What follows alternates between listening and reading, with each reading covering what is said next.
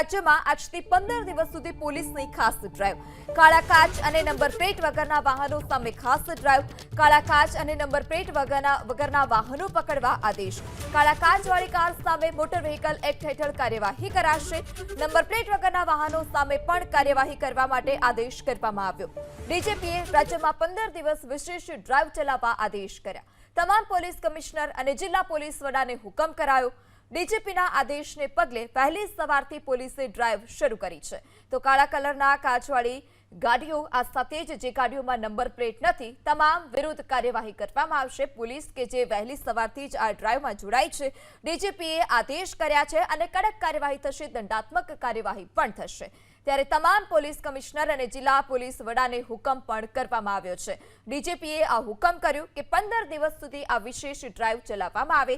ચોક્કસપણે જે આ ડ્રાઈવ છે તે થોડા સમયના અંતરે ચલાવવામાં આવતી હોય છે, ગુનાખોરી ડામવા માટે ચલાવવામાં આવતી હોય છે.